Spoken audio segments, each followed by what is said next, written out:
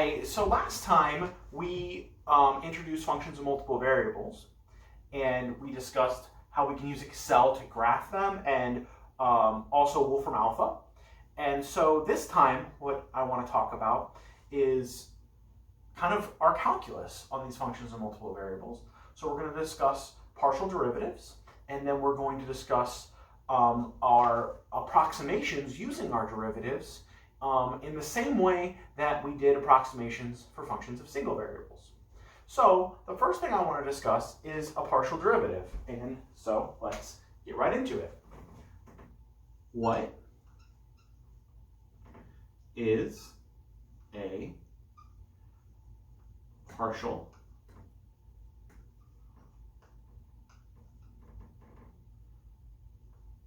derivative? Okay, so the idea of a partial derivative is we want to isolate how a function changes with respect to a single variable. Okay, and so what we want to do is look at the partial derivative with respect to a single variable. So we write our partial derivative with a curly d, all right? And so what this means is when we take this partial derivative of a function of x and y, we hold y constant and treat it as if it's just a constant, and then take the derivative with respect to x, okay? And so another way that we write this is f with a little subscript of x there. And then sometimes what we'll do is we'll actually just drop the rest of it and write it like this for simplicity. Okay, so let's look at an example.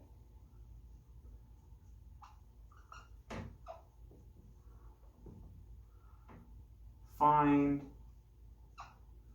all partial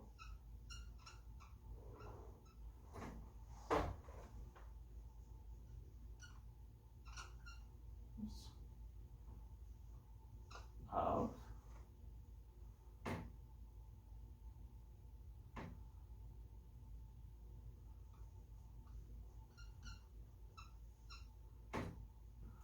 f of xy equals x squared y plus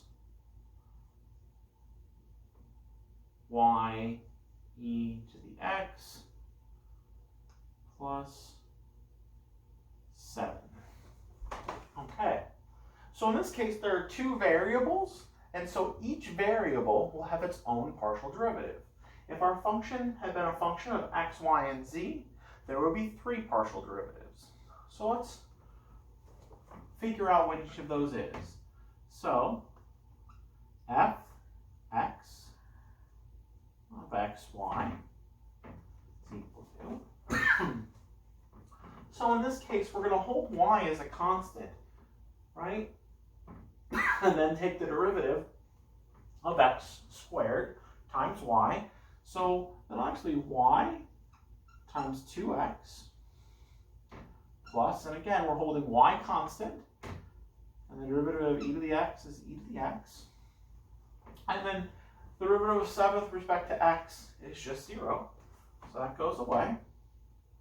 And then for fy,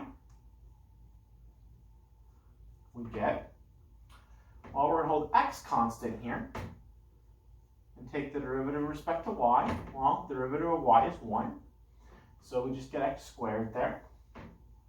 And actually, the same thing will happen over here. So then we'll just get e to the x, and the derivative of 7 is going to be 0. And so these would be all the partial derivatives of that a couple things to be careful of with this. And I think it's important to recognize that here each term had a y in it. Let's do another example where maybe we have, not every term is a mixed term. And so let's look at example 2. F of x, y equals e to the x plus y squared x plus x squared y plus e to the 2y. All right? And so looking at fx, that's equal to, well, derivative of e to the x is just e to the x plus, again, y is constant, so the y squared is going to stay there, and the x goes to 1, so it remains unchanged. Again, y is constant, so y will just stay there. Derivative of x squared is 2x. This term has no x, so this is a constant term with respect to x. So when we're taking the partial derivative with respect to x, this term, the derivative of this term is 0. And so this is all we get here, right? And so finally, let's look at fy. This term has no y component, so it goes to 0. This term, x is a constant, so the derivative of y squared is 2y. So we get 2yx. X squared, constant, y, so that just becomes x squared. And then finally, for this term, it's just a function of y, and so when we take that derivative, we're going to get 2e to y. Okay? And so notice, for each of these partials, because this term has no y, when we take the partial derivative, this term's derivative goes to 0. And because this term has no x, when we take the partial derivative with respect to x, this term's derivative goes to 0. Okay? So those are a few basic examples of partial derivatives. Okay, so today we're going to talk about tangent planes. And so I think the first thing we want to do is we want to recall tangent lines. So recall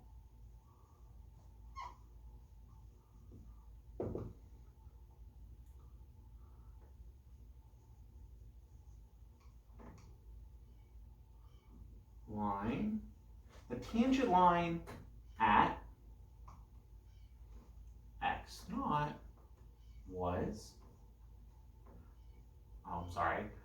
of f of x was f prime of x naught times x minus x naught plus f of x naught. And so the idea here is that when x equals x naught, we just get f at that point. And otherwise, we have a linear function with the slope equal to f prime x naught. And that's exactly our tangent line at the point. Well, we're going to do a similar thing for finding the tangent plane. So our tangent plane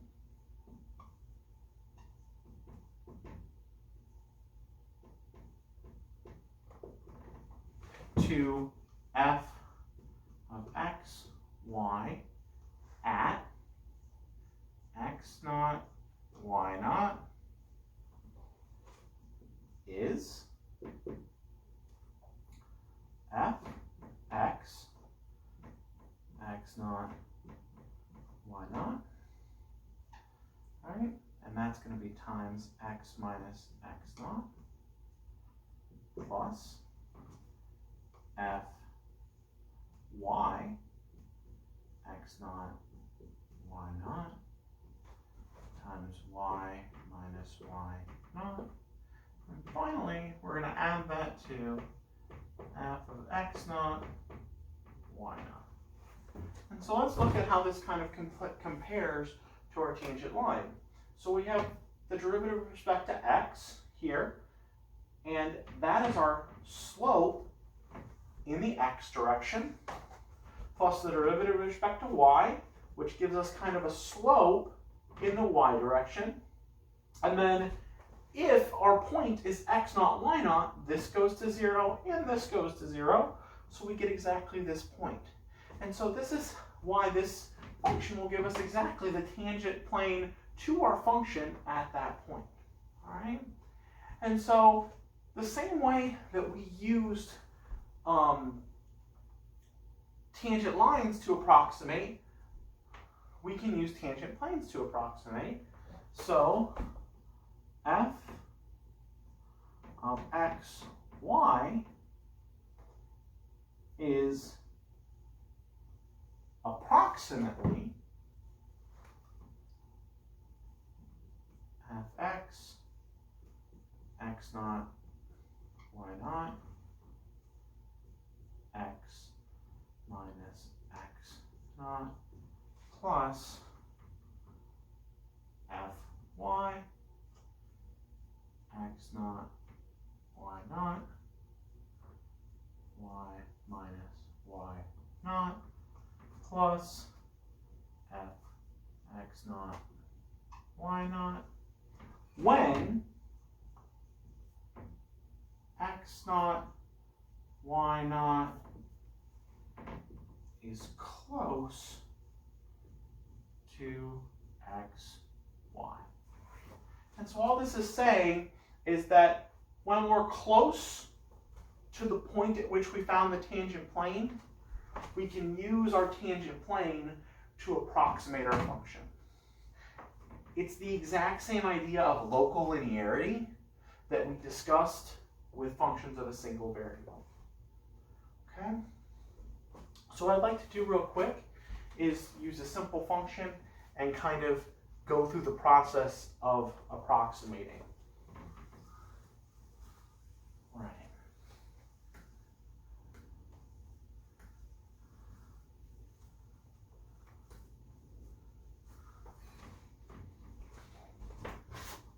So now we have f of x, y. Let's let that equal to x squared plus 2xy plus y squared. Okay? And let x naught equal 1, y naught equal 0. All right? So, f of x equals 2x plus 2y, 2x, 2y, and the derivative of this piece is 0. Fy equals 0, 2x, 2y. Okay? So notice our partial derivatives are actually equal to each other, which is slightly unusual. It comes from the symmetry of the function. All right. So now we want to construct our tangent plane, and so the tangent of f is equal to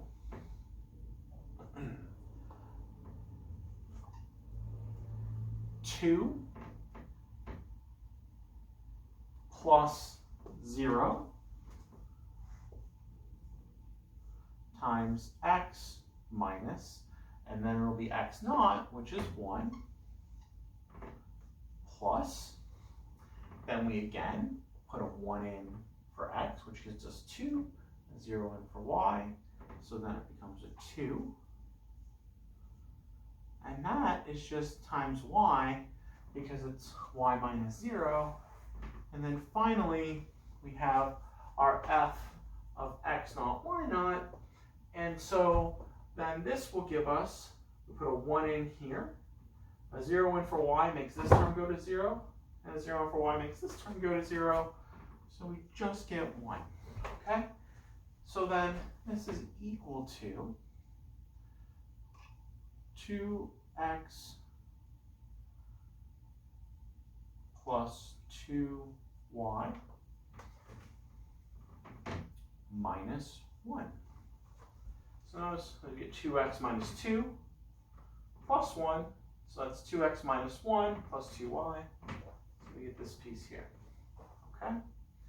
And so then our last step is, let's use this to approximate 1.1 f of 1.1 negative 0.2. Okay? And so, to do that, we just put 1.1 in for x. So this becomes 2.2. So we can say f of 1.1 comma negative 0.2 is approximately 2.2 plus negative 0.4 minus 1. And that's equal to, well, 2.2 minus 0.4 is 1.8, and minus 1, that's going to be 0.8. Okay? Now let's see what it is when we just go ahead and put those numbers in. Why don't you on your own use your calculator and see how close that approximation got us. All right?